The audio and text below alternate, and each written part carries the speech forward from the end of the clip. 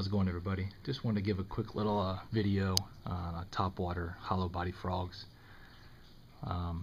Just kind of go over what works for me, what's worked for me in the past couple of years, and some design problems I have with a couple frogs, and what I like about the other kind of frogs, and just quickly talk about what colors work for me. I've had some people ask me what colors I recommend in certain situations, so we'll just make a quick video and give a little bit of input. This is not the end all be all in frog videos.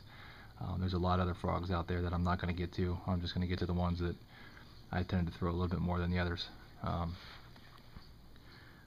This terrible looking frog here, we're going to get rid of that junk quickly. This true tungsten frog, Mad Max, not good, don't recommend it. I think they're discontinued, bad design, the rubber, plastic, whatever you want to call it, way too stiff. You see, you're not going to get any penetration there, and gets a lot of water inside, so we're going to toss that one to the side. The new popular frog is the Copper's Live Target.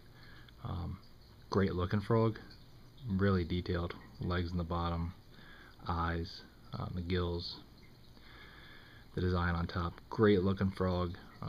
The problem for me is just not durable enough. Tears, rips too easy, and once again, a problem with a lot of different frogs is it just gets too much water in it. Spend too much time getting the water out, so we'll set that one aside. Cool looking frog you see here is by Paycheck Baits. It's called their Transporter Frog. I'll probably do a separate video on this frog. It's pretty versatile frog. It's a lot different. You can see it has another set of legs or arms up here in the front, and it's got a cup mouth, kind of like a popper. Throws water, spits, chugs, walk it, everything else. We'll set that to the side. We'll talk about that in a separate video when I have some more time. Alright, probably on one of my favorites right now is Snag Proof Bobby's Perfect Frog. This is in the Fred color. What I like about the Snag Proof Bobby's Perfect Frog is the durability. Doesn't sink, and I kind of go over a couple of the design features. It's got two chambers, one chamber for the hook, and it's got a body chamber, and it's kind of hard to see, but if you take the frog and look down inside that hole there, you'll see a separate chamber just for the hook, and then inside of that is another chamber for the body. So you're not going to get any water to go in the body of the frog. You may get a little bit of water that's going to go in this hook chamber, and it's going to slide right back out. Not going to have to worry about the frog sinking and taking on too much water. I really like that about this frog. Another thing is I like the legs, the skirt, the material they use for the legs.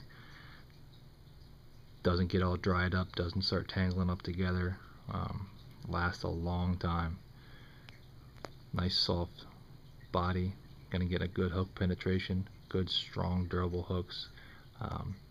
Don't have any problems with hookup ratio in this frog, and if I do, it's usually my error, setting the hook too early. I don't make any modifications to this bait. I don't cut the legs, I leave them like they are. I don't bend the hooks. I don't see any reason to. Alright, we'll set that one aside. In the Snag Proof line, there's the Ish's Fat Frog, another one of my favorites. Same kind of feature with the double chambers, one chamber for the hook and a chamber for the body. You'll see the little weight there that helps with the castability and keep the frog the way it's supposed to be in the water. This is the Ishalicious color. It's a new color, just came out I think a week or two ago. Picked it up from Tackle Warehouse. Great color. I like to use this in clear, slightly stained water. Same kind of features, same kind of rubber for the legs. Great hookup ratio, really strong, sharp hooks. Great frog for coming through heavy cover, heavy toolies, heavy grass, heavy pads, submerged pads that are sticking out of the water. The frog's not going to roll over on you. It's not going to run on its back. You're not going to have to worry about correcting itself. It's not going to sink. Durable frog. Of course, you're going to have issues with any hollow body frog. They're not a hard bait. You're going to catch big fish. You're going to get them stuck in some pads and have to rip them out. And you're going to get the hook is going to pierce the rubber. So those kind of things are going to happen. But the durability for the Snag Proof line, the Ish's Fat Frog and the Bobby's Perfect Frog, for me have been great. And just quickly go over a couple of the design differences in these two frogs. You might say, well, what's different about the Ish's Fat Frog and the Bobby's Perfect Frog? The Ish's Fat Frog is in my left hand, the Bobby's Perfect Frog is in my right. You'll see the Ish's Fat Frog is a little bit longer, a little bit flatter profile on top. I don't know if you can see that. The Bobby's Perfect Frog on my right, it's got a little bit of hump right there in its back and up towards the head there in the eyes. The Ish's Fat Frog is almost flat with a little bit of dip right there. They appear to use very similar design with the hooks, a little bit different in shape. And if you can see in the legs in the back here, the Bobby's Perfect Frog on my right, its legs come out a little bit at an angle. The Ish's Fat Frogs, they tend to come straight back. Both frogs walk just fine for me. I don't have a problem with walking either one of them. I don't think any issues with that. They both hookup ratio good, like I said, durability great. These are my #1 frogs right now to go to. It's just a preference of which one I want to tie on that given day. If I want to throw the Ish's Fat Frog or the Bobby's Perfect Frog, they both have a ball inside and rattle, shake them, hear a little bit of noise. It adds a little bit of fish attractant, I guess, if you want to say. If throwing off a little bit of sound up there going through the pads helps the frog detect it, especially in low light, dingy stained water conditions.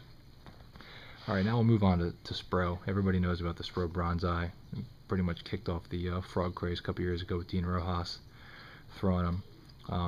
I think this was in the Killer Gill pattern. Good frog, really good. Walks great, sharp hooks, good hookup ratio. A couple of things that I tend to not like about this as much as the Snag Proof is. I just don't think they're as durable. I've had a few more problems with these frogs getting holes in the bottom.